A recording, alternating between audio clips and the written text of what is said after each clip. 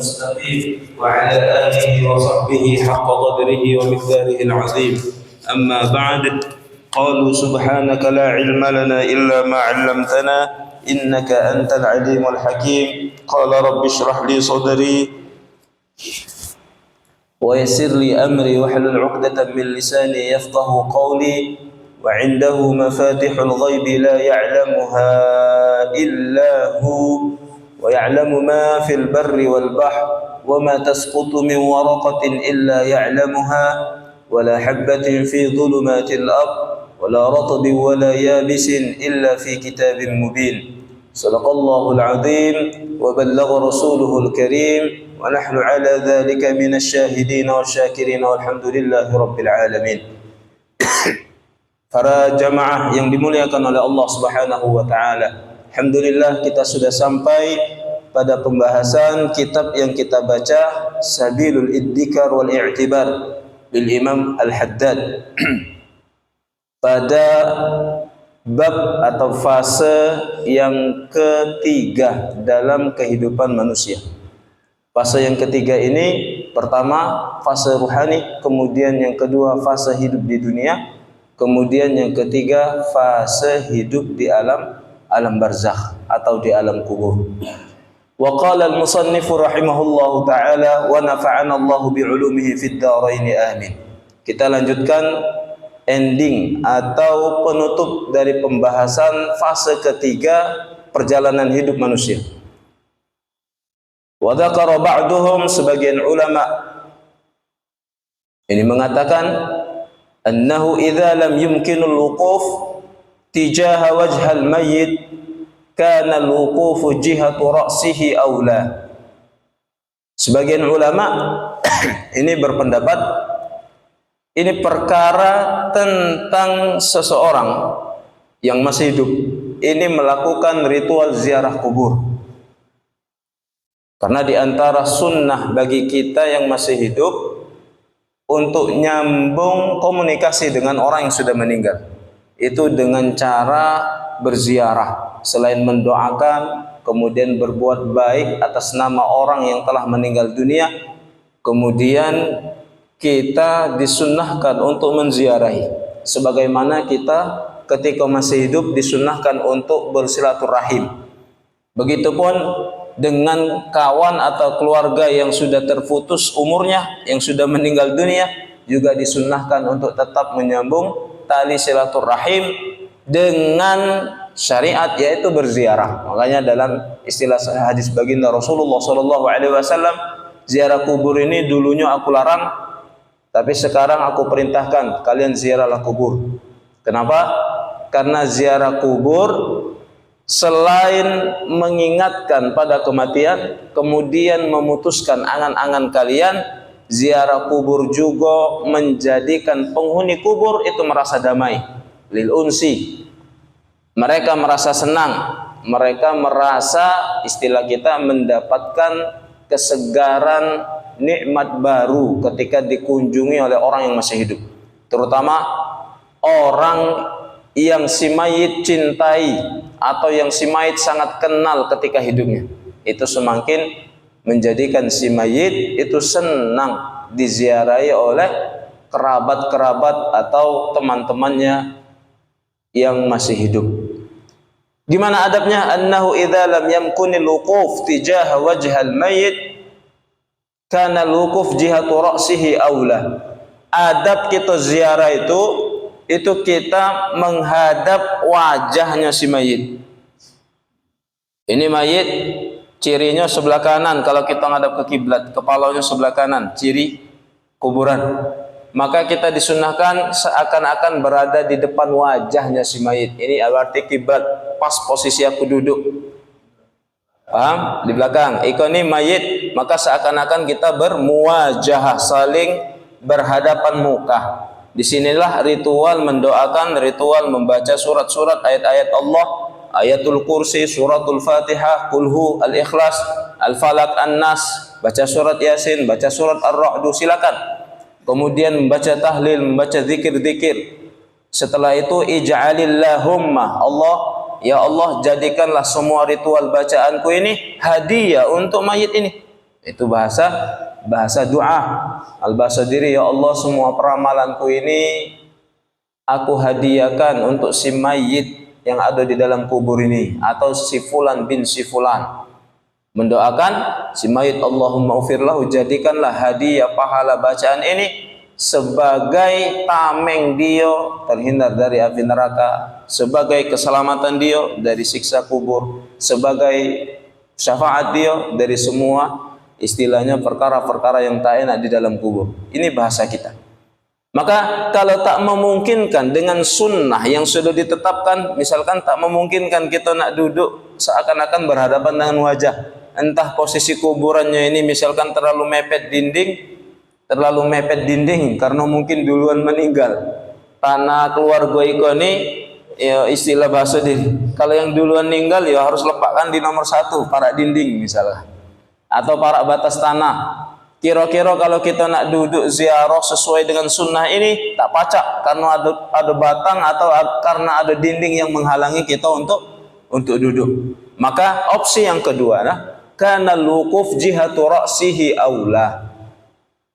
Kita berada di posisi arah kepalanya, entah dari atas entah dari belakangnya, itu lebih utama daripada kita berdiri di posisi lain. Misalkan di kaki atau posisi di wilayah tengah badan, maka di wilayah kepala entah dari belakangnya atau dari atasnya ini lebih utama. Wa za'ama anna al-mayyit yash'uru bil waqif tijaha wajhihi akthara min syu'urihi bih idza waqa'a fi wajhi ra'sihi aw ghairaha. Karena kata para ulama bahwa sesungguhnya mayit, kalau bahasa kita, sangat merasakan lebih keberadaan orang yang menziarahi ketika berada di wilayah kepala ketimbang mereka yang menziarahi berada di posisi kaki atau di selain kepala. Kalau bahasa dirinya lebih terasa bagi si mayit kehadiran kita ziarah itu ketika orang yang berziarah berada di wilayah kepalanya si mayit. Ini pendapat para ulama. Wa'lam, ketahuilah anna a'mal al-ahya tu'radu 'ala al-mauta min ahlihim. Ketahuilah bahwa sesungguhnya perbuatan orang yang hidup itu akan dilaporkan, akan diperlihatkan, akan dipampangkan kalau bahasa kita kepada orang yang telah meninggal dunia dari keluarganya, wa aqaribihim, dan kerabat-kerabatnya. Fa in ra'au khairan farahu bih. Kalau yang mereka lihat kebaikan dilakukan oleh orang yang masih hidup, maka si mayit ini akan merasa sangat senang. Wastabsharu, mereka akan saling memberikan berita baik. Wa da'au lahum bitathbit wal istiqamah, bahkan mereka mendoakan si mayit tadi. Kalau seandainya keluarganya baik, maka mereka senang. Bahkan si mayit, ruh yang ada dalam kubur itu mendoakan orang yang berbuat baik tadi. Doanya apa? Bitathbit, supaya kalau bahasa dirinya mereka mantap dalam kebaikan. Tathbit, tetap dalam kebaikan. Wal istiqamah, dan tidak berubah, istiqamah dalam ketaatan. Wa in ra'au ghaira dzalik, kalau yang mereka saksikan amal keluarganya yang masih hidup atau ahlinya yang masih hidup selain berbuat baik, artinya keburukan, kemungkaran, perkara yang tak enak, hazanu wa sa'ahum ma ra'auhu, mereka sangat merasa sedih. Huzni itu artinya sedih, duka cita. Wa sa'ahum ma ra'auhu, mereka merasa buruk di dalam menerima berita atau menerima tontonan.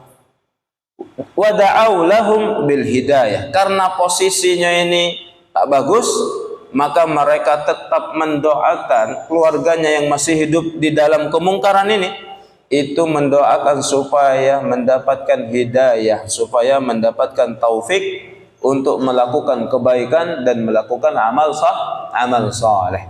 Waqad qala alaihi salatu wassalam, ini berlandaskan atau berlandaskan kalam atau sabda baginda Nabi Muhammad sallallahu alaihi wasallam. Beliau bersabda, inna a'malakum tu'radu ala aqaribakum wa asyairakum minal amwat, sesungguhnya amal kalian yang masih hidup akan diperlihatkan kepada keluarga-keluarga kalian, kemudian ahli-ahli kalian yang telah meninggal dunia.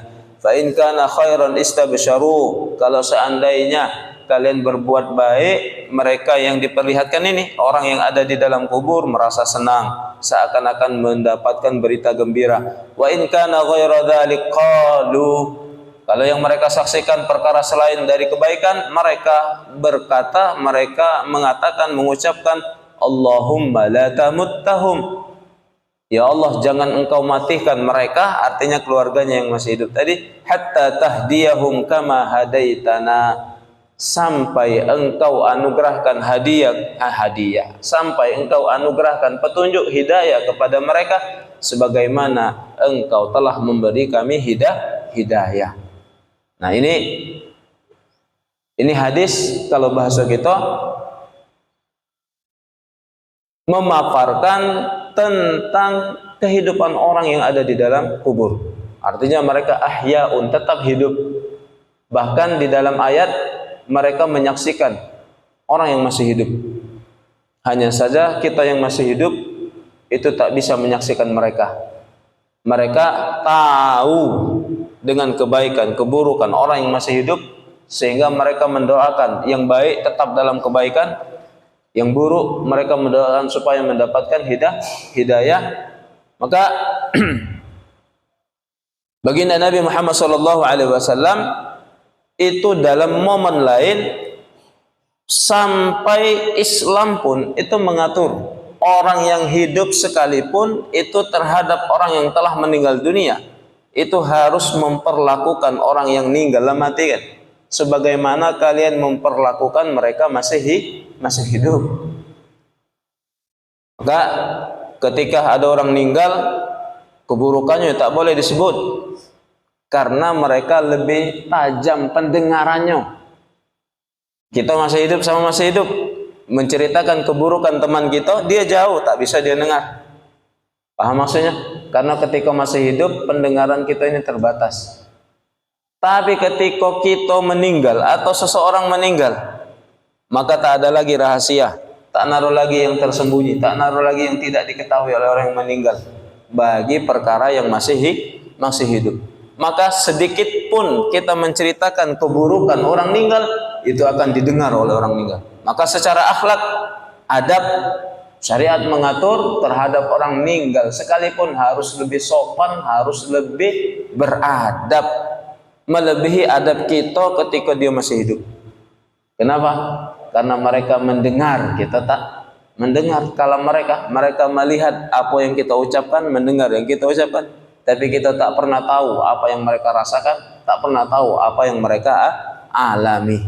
Maka adab dengan mayit itu tidak boleh ngomong keburukan di hadapannya. Kemudian memperlakukan mayit ikoni sebagaimana dia hidup, auratnya tak boleh terbuka. Misalkan mayitnya ini nak digeser atau nak diapo, sesopan mungkin, sebagus mungkin seseorang memindahkan si mayit, tak boleh menyakiti tubuhnya si mayit. Karena uji kita ikola mati tak naruh rasa. Ternyata secara adab mati ikoni itu ilmu dunia, tapi perkara akhirat, jasad yang sudah mati kan itu tetap Allah sambungkan rasanya dengan ruh. Jadi ketika jasad ikoni bahasa dirinya kita sakiti atau kita apokan, maka ruh merasakan sakit yang dialami oleh jasad. Ketika jasadnya ini mohon maaf kita buka auratnya atau kita perlakukan yang tak bagus, misalkan mempermalukan sebagaimana kita masih hidup, maka ruh akan merasakan malu, akan merasakan tak enak. Nah, ini hakikat orang meninggal. Bal ahyaun, bahkan bahasa dunia baik itu meninggal, jasadnya tak acak lagi aktivitas ngapo-ngapo, tapi pada dasar makna yang lebih dalam mereka itu hidup, hanya jasadnya tak berfungsi saja. Hadis ini menceritakan orang meninggal pun yang sudah di alam ruh itu mengetahui aktivitas orang yang masih hidup. Bahkan mereka menerima laporan perbuatan amal-amal keluarganya yang masih hidup. Ketika baik mereka senang, ketika buruk mereka apa bahasa kita, sedih. Mereka sangat sedih. Sampai mereka komentar mendoakan, ya Allah yang buruk ini jangan sampai engkau wafatkan mereka sehingga engkau memberi mereka hidayah sebagaimana hidayah yang telah engkau berikan kepada kami. Wa qala alaihi salatu wassalam, dalam hadis lain Rasulullah sallallahu alaihi wasallam bersabda, tu'radul a'mal yaumal itsnin wal khamis 'ala Allah. Amal kita ini dilaporkan, diangkat ke Allah itu pada hari Senin dan hari Kamis. Amal kita itu hari Senin diangkat, dilaporkan ke Allah. Begitupun hari Kamis. Wa tu'radu 'alal anbiya wa 'alal aba wal ummahat yaumal jumu'ah. Amal kita dilaporkan ke Nabi. Nabi juga mengetahui amal umatnya. Kemudian ke orang tua, ke ibunya seseorang. Kapan? Itu pada hari Jumat. Jadi kalau hari Senin, Kamis amal kita terangkat ke Allah, dilaporkan ke Allah. Kalau hari Jumat amal kita ini dilaporkan ke Nabi, dilaporkan ke bapak, dilaporkan ke umat kita. Fayafrahuna bihasanatihim wa tazdada wujuhahum nuran wa isyraqan. Mereka senang kalau seandainya dapat laporan baik. Bahkan kesenangan ini akan menambah keceriaan di wajahnya, dan ceria ini disimbolkan oleh Allah dengan cahaya yang berbinar-binar. Itu tandanya kalau mereka senang maka muncul cahaya berbinar-binar di wajah mereka. Fattaqullah, maka kalian yang masih hidup takutlah kepada Allah, bertakwalah kepada Allah. Kemudian wala tu'dzu mautakum, jangan sekali-kali kalian menyakiti keluarga kalian yang sudah meninggal. Artinya dengan apa? Dengan perbuatan-perbuatan yang tak bagus. Khatimatu hadzal umur. Sekarang penutup pembahasan tentang fase kehidupan yang ketiga ini. I'lam, ketahuilah, annal khalqa yajtami'una fil barzakh fil waqti alladhi bainan nafkhataini li'annahu la yabqa fi dhalikal waqt minal khalaiqi illa man la yamut. Ketahuilah bahwa semua makhluk itu awal pertama dikumpulkan akan mengalami, artinya akan masuk, akan berkumpul dalam satu alam yang disebut dengan alam barzakh. Semua kita akan masuk ke alam barzakh. Ini fase kehidupan yang ketiga. Fil waqtil ladzi bainan nafkhataini. Ketika nanti kiamat itu sudah datang, ditandai dengan trompetlah ditiupkan, nafkhatuh. Ya kan? Fa idza nufikha fis sur fa sa'iqa man fis sama. Kalau sudah terdengar ditiupkan trompet oleh malaikat Israfil itu, maka semua yang hidup itu pingsan, mati galau. Nah, ketika trompet itu ditiupkan, artinya semua orang lah meninggal galau. Ini tanda kiamat.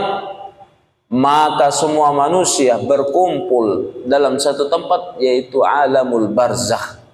Paham maksudnya? Kita yang masih hidup kemudian meninggal itu masuk alam barzakh, alam kubur. Tapi ini belum kiamat. Sehingga semua manusia walaupun tak mengalami mati normal, artinya yang hidup di hari kiamat, misalkan orang yang di ujung masa, dia masih hidup, tiba-tiba kiamat, matilah dia, bukan berarti dia tak mengalami alam barzakh, dia tak mengalami alam kubur, dia tak mengalami fitnah kubur, dia mengalami. Maka kata beliau ini, sekalipun trompet itu sudah ditiup dan manusia saat itu baru mati, uji kita fase berikutnya dibangkitkan. Tidak, itu didiamkan dulu oleh Allah. Yang mati terakhir ini itu akan mengalami fitnah kubur, akan mengalami bagaimana keadaan alam barzakh.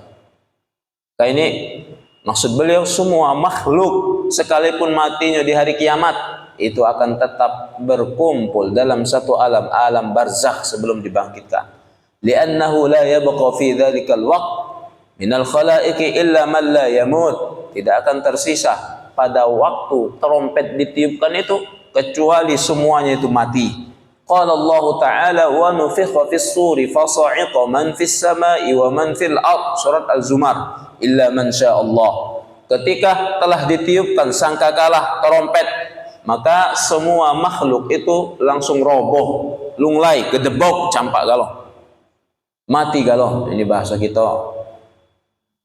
Bukan hanya manusia yang di muka bumi, makhluk yang ada di laut, semua makhluk yang ada di darat, kemudian semua makhluk yang ada di langit, para malaikat semuanya itu meninggal, mati galo. Illa man syaa Allah, kecuali seseorang atau makhluk yang dikehendaki oleh Allah. Kata para ulama, siapa yang dikehendaki oleh Allah? Itu sebagian para malaikat yang masih nak ditugaskan, belum dicabut nyawanya. Termasuk malaikat yang nabuh trompet. Ketika dia nabuh, ya dia belum mati. Paham maksudnya? Bahaya dia belum mati, bahaya. Ini pendapat para ulama. Kemudian begitu pun para nabi, ruh mereka, bahasa kitanya ketika di trompet, maka para nabi tidak mengalami istilahnya tadi yang mati. Kemudian dikatakan juga ruh para syuhada. Tapi pendapat yang paling sahih itu malaikat yang masih ditugaskan itu tak kena aturan, bahasa kitanya mati ketika mendengar trompet ditiupkan. وهذه هي النفخة الأولى والتي يموت بها كل حي من المخلوقين ولا يبقى إلا الله الحي القيوم الذي لا يموت وهذه هي القيامة الأولى وبعدها تكون القيامة الثانية التي يحيا بها كل ميت بإذن الله تعالى وذلك قوله تعالى ثم نفخ فيه أخرى فإذا هم قيام ينظرون.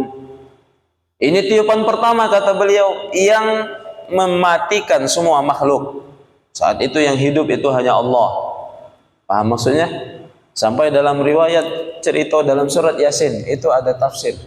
Kan surat Yasin itu kan tentang kiamat. Yang wa yaquluna mata hadzal wa'du in kuntum shadiqin. Orang kafir tak percaya akan ada hari kebangkitan. Sehingga mereka mengatakan, kapan janji kiamat itu datang tuh, kapan? Kemudian diturunkanlah oleh Allah ayat berikutnya kan, wa yaqulu mata hadzal wa'du in kuntum shadiqin ma yanzuruna illa sayhatan wahidah. Kata Allah, kalian itu satu tiupan saja itu sudah habis, sudah mati. Sampai ayat selanjutnya itu mim marqadina, yang ada sakta itu, pangkal ayatnya itu sayhatan wahidatan in kanat illa sayhatan wahidatan fa idahum jami'un ladaina muhdharun. Satu ayat sebelumnya ada bahasa mim marqadina hadza ma wa'ada ar-rahman wa sadaqal mursalun. Mim marqadina itu bahasa kitanya bangkit dari tempat tidur. Jadi semua makhluk kaget setelah mati akan dibangkitkan oleh Allah. Nah, mati semua makhluk itu dalam tiupan pertama. Yang tadi ayat kita baca, tsumma nufikha fis sur. Kami tiupkan sangkakala, kemudian mati semua makhluk. Diceritakan yang belum mati itu malaikat yang niup sangkakala. Dalam riwayat malaikat maut. Jadi ada dialog dengan Allah, merintahkan malaikat maut atau malaikat Israfil juga yang dalam trompet. Ini riwayat mengatakan malaikat maut, riwayat lain mengatakan malaikat peniup trompet. Kata Allah, cari, masih ada makhluk yang belum kena aturan apa tadi? Niup sangkakala. Masih ada makhluk yang belum mati. Tekanjatlah malaikat. Masih ada yang belum mati. Kata Allah, cari. Akhirnya malaikat ini mencari. Siapa yang belum mati nak dicabut nyawa? Ya tak naruh. Dalam riwayat ribuan tahun itu keliling mencari makhluk yang belum mati. Alhasil menyerahlah malaikat ini. Ini cerita, ini riwayat. Ini riwayat. Ada hadis baginda Rasulullah. Kemudian kata Allah, sudah kau cari? Sudah, ampun ya Allah. Bahasa dirinya, aku sudah mengerahkan semua kemampuan, tak naruh ketemukan makhluk yang belum mati. Kata Allah, tahu tak? Yang belum mati itu ya kau itu, ya, bahasa diri. Cabut nyawamu itu, bayangkan malaikat maut.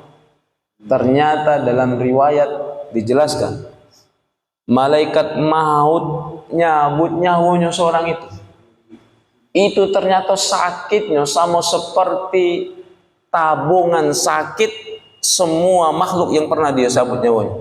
Artinya malaikatnya maut nyabut nyawa itu, nyawa semua makhluk manusia ini, itu ternyata bahasa kitanya kafaratnya, tebusannya itu dia akan mengalami rasa yang sama, bahkan menanggung semua rasa sakit makhluk yang pernah dia cabut nyawa. Makanya dalam riwayat malaikat maut itu bahasa dirinya itu tepeki nyabut nyawa dewe itu ya tepeki, sampai diceritakan kalau seandainya suara pekian malaikat maut nyabut nyawanya dewe didengar oleh makhluk yang masih hidup, maka semua makhluk itu akan merasakan kematian juga, sama-sama mati. Ini luar biasanya sakitnya sakratul maut. Alhasil malaikat maut ya meninggal terakhir. Barulah di situ Allah itu seorang. Hanya bahasa Al-Quran, limanil mulkul yaum, kata Allah, sekarang ini milik siapa hari ini? Ndik siapa hari? Yang selama ini atas kesombongan makhluk kalian berpuasa hari-hari itu seakan-akan milikmu. Engkau menetapkan perkara-perkara seakan-akan dirimu lah yang mengatur semua rencana, mengatur semua kehendak, mengatur semua. Intinya beliau Allah itu nyinggung raja-raja dari kalangan makhluk yang sombong dulunya. Sampai dikatakan limanil mulkul yaum, para makhluk, ciptaanku. Ini kita lama tinggal. Sekarang kata Allah, siapa yang raja sesungguhnya, siapa yang kekal sesungguhnya, siapa pemilik yang sesungguhnya. Kata Allah, itu seorang Allah ngomong. Barulah nanti bahasa kitanya makhluk-makhluk itu dibangkitkan lagi oleh Allah. Setelah bangkit, lillahil wahidil qahhar. Komentar pertama dari makhluk kita ini ketika dibangkitkan, komentar pertama atas istilahnya pengakuan Allah, atas pertanyaan Allah, ndik siapa hari ini, siapa yang sesungguhnya memiliki segala sesuatu, siapa yang sesungguhnya kekal, maka semua makhluk itu komentar pertamanya lillahil wahidil qahhar. Wahid itu satu-satunya yang hidup, satu-satunya yang kekal, satu-satunya yang tak pernah mengalami kematian, itu adalah Allah, zat yang maha perkasa, qahar. Ini di dalam ayat. Maka ketika makhluk lama tiga loh, sampai malaikat maut pun disuruh mati, nyabut seorang. Malaikat pertama itu yang dihidupkan oleh Allah itu malaikat peniup trompet. Jadi malaikat Israfil tadi pertama yang dihidupkan oleh Allah karena tugas dia ya niup trompet. Dari tiupan trompet ini ternyata masuk lagi atau bangkit lagi jasad manusia yang sudah hancur. Bahasa kitanya ruh itu terkirim ke ruang masing-masing atau ke alamat jasad masing-masing.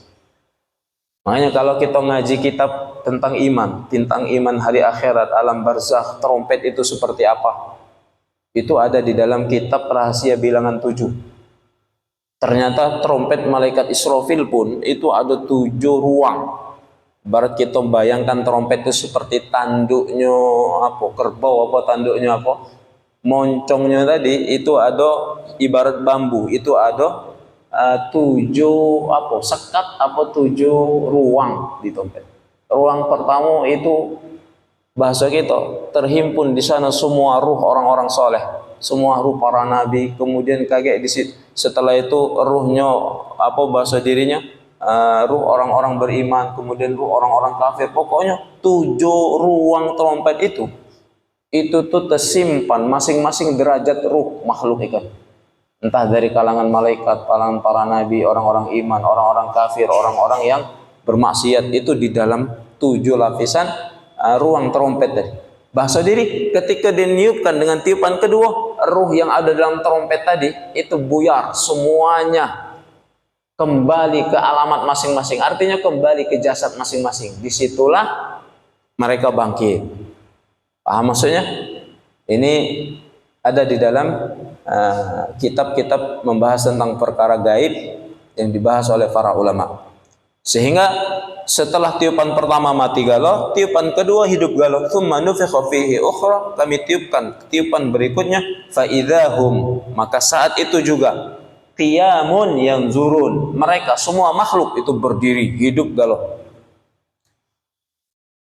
Nah, wa bainan nafkhataini arba'una sanatan. Nah, bayangkan antara satu tiupan dengan tiupan yang lain itu jedahnya atau masanya 40 tahun. Nah, mau jadi Allah menyombongkan diri. Punya siapa ikan ini? Artinya Allah menyombongkan diri. Mana yang sombong-sombong? Semuanya mati, yang kekal itu hanya Allah. Itu makna yang ada di dalam surat Ar-Rahman. Apa dalam surat Ar-Rahman? Kullu syai'in halikun illa wajhah wa yabqa wajhu rabbika dzul jalali wal ikram. Surat Rahman itu kullaman 'alaiha fan. Semua makhluk ini, semua ciptaan ini itu fana, akan mengalami binasa, hancur. Yang kekal, yang tak pernah fana, yang tak akan pernah binasa, wa yabqa, maka sifat Allah di antara sifat Allah yang wajib kita ketahui, itu Allah mempunyai sifat wajib baqa. Baqa itu ya kekal, tak akan pernah habis, tak akan pernah hilang, tak akan pernah binasa. Baqa, abadi, kekal. Wa yabqa, yang kekal itu hanya wajahnya Allah, hanya zatnya Allah.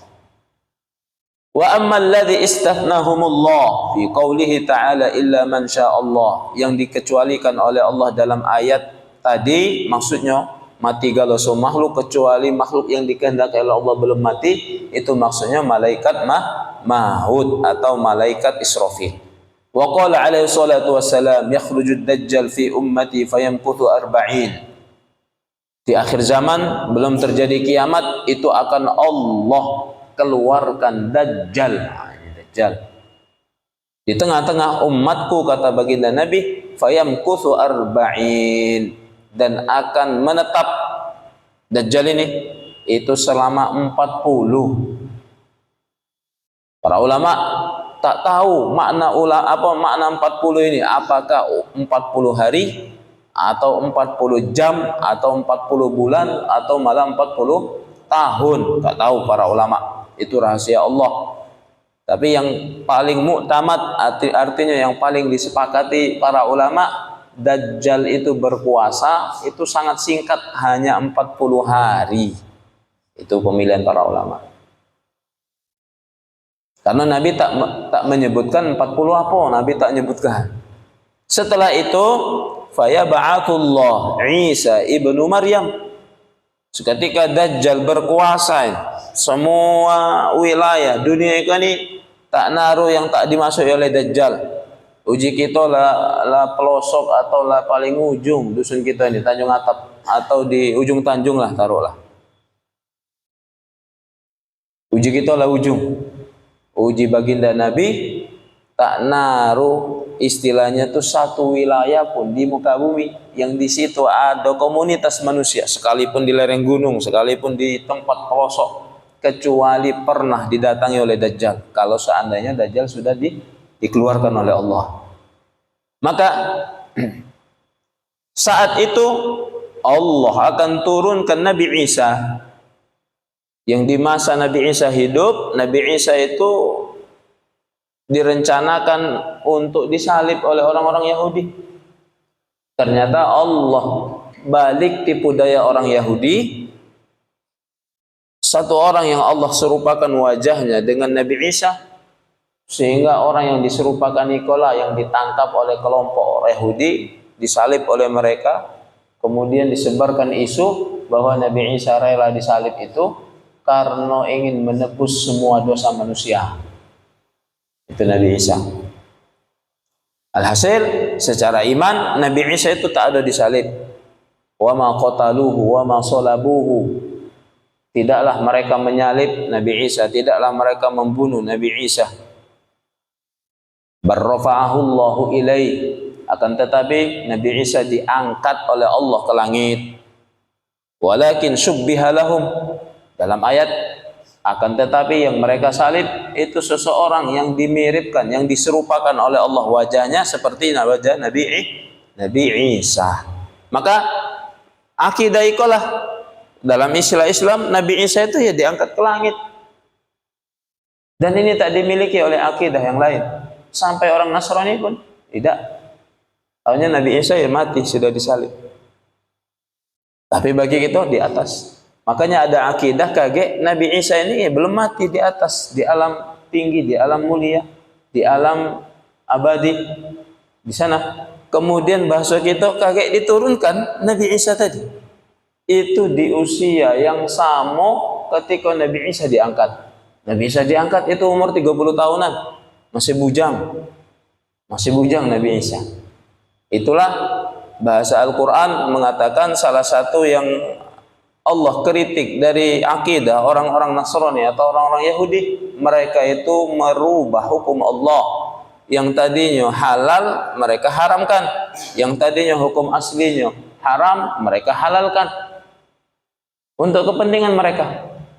Termasuk akidah mereka yang menghalalkan atau mengharamkan yang halal. Ini halal tapi mereka haramkan. Itu salah satunya menikah. Hukum berkeluarga, hukum kawin, hukum menikah itu haram bagi sebagian orang-orang Nasrani. Kenapa? Karena mereka berpendapat Nabi kami Nabi Isa itu tak ada kawin, bujang. Maka hukum ini berlaku bagi rahbaniyin, bagi pendeta-pendeta mereka yang ingin meniru langkah Nabi Isa. Rahib-rahib mereka itu ya tak ada kawin, yang jantan ya tak ada berbini. Kemudian biharanya, orang tinonya, ada kan orang tinonya itu juga tak ada belaki. Kenapa? Karena mereka mengharamkan menikah. Ini salah satu banyak kritikan Al-Quran. Perkara yang halal mereka haramkan, bukan hanya menikah. Nah ini akidah yang salah, ini hukum yang dirubah. Asalnya yang boleh malah mereka haramkan. Makanya nanti Nabi Isa turun, Nabi Isa itu turun. Karena Nabi Isa dijadikan alasan mereka contoh yang tak ada kawin. Ketika kaget turun Nabi Isa kaget melamar seorang perempuan hidup berkeluarga. Selain misi Nabi Isa membunuh Dajjal, ketika Dajjal sudah terbunuh, maka semua orang Nasrani ikut Nabi Isa. Ternyata kata Nabi Isa kita masuk Islam. Kalau nak ikut aku kita syahadat, kita iman kepada ajaran Muhammad, semuanya bersyahadat. Kemudian Nabi Isa menikahi seorang perempuan dari keturunan Rasulullah Syarifah atau Habibah, yang Rasulullah tak menyebutkan siapa Syarifah itu. Intinya menikah dan beliau hidup berkeluarga. Kalau Dajjal 40, tak tahu 40 hari atau 40 berapa lama, tapi para ulama mengatakan sangat singkat, 40 hari. Nah, Nabi Isa setelah menikah nanti hidup selama 40 tahun dalam riwayat. Ada yang mengatakan selama 7 tahun dalam riwayat, artinya masih lama. Kiamatnya tadi masih ada jeda beberapa tahun. Nabi Isa hidup dulu berkeluarga, membina istilahnya itu umatnya, ngajak umat supaya iman kepada Allah, supaya benar dalam akidah, benar dalam beribadah. Nabi Isa diutus, kemudian kata baginda Rasulullah SAW, Nabi Isa ini mirip seorang sahabat yang bernama Urwah bin Mas'ud Ats-Tsaqafi. Jadi ada sahabat Urwah bin Mas'ud. Ini sebelum masuk Islam. Urwah ini yang dikatakan oleh Nabi Muhammad orang yang sangat mirip dengan wajah Nabi Isa. Bahasa kitanya ya putih. Orang yang paling mirip dengan wajah Nabi Isa. Fayatlabuhu fayuhlikuhu. Kaget tugasnya Nabi Isa ini memberantas Dajjal, artinya menghancurkan ajaran Dajjal, bahkan membunuh Dajjal. Kaget Urwah bin Mas'ud, kaget diceritakan setelah Isya, kaget panjang. Kemudian summa yamkuthun nas sab'ina lisinin. Manusia setelah Dajjal terbunuh itu akan hidup selama 70 tahun. Malah 70 tahun. Walaysa baina itsnain adawah. Saat itu semuanya damai. Sedikit pun kita tak pernah menemukan pertikaian antar dua manusia. Tak pernah, damai semua di dalam bimbingan Nabi Isa. Summa yursilullah rihan baridan min qibalis Syam. Ini urutan tanda-tanda kiamat. Kami langsung ceritakan dari apa yang kami baca di sini. Setelah Nabi Isa membunuh Dajjal, maka manusia hidup selama 70 tahun. Paham? Hidup damai. Disitulah kejayaan Islam, disitulah kejayaan orang-orang soleh. Mereka hidup damai, mereka tidak ada permusuhan. Semua mereka, mohon maaf, itu bahasa dirinya sejahtera galuh. Tak naruh yang kekurangan. Harta bumi, kekayaan bumi itu seakan-akan tunduk di bawah kuasa orang-orang beriman. Artinya kita ini nak makan atau nak ngapo, bumi ini sudah sangat mencintai saking solehnya orang saat itu.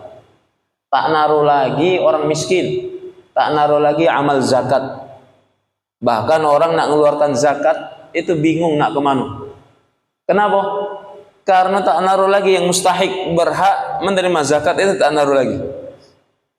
Sampai akan ada momen orang itu kebingungan mengeluarkan zakat itu kemana. Ngederu masih anu, nak ditunjukkan zakat itu tak aduh aku banyak duit, bingung dia. Ngederu masih anu, tak galak ditolaknya zakat. Maka kata para guru, kiai-kiai kita, itu salah satu penyesalan orang yang hidup sebelum kiamat itu. Mereka lah banyak duit istilahnya, tapi tak mampu mengeluarkan zakat. Artinya tak naruh lagi kesempatan mengeluarkan zakat.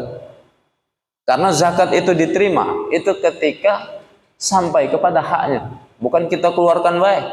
Zakat tadi misalkan kita keluarkan 2,5%, tapi belum kita sampaikan ke mustahik orang yang menerima, yang berhak menerimanya, maka itu belum dihukumi mengeluarkan zakat.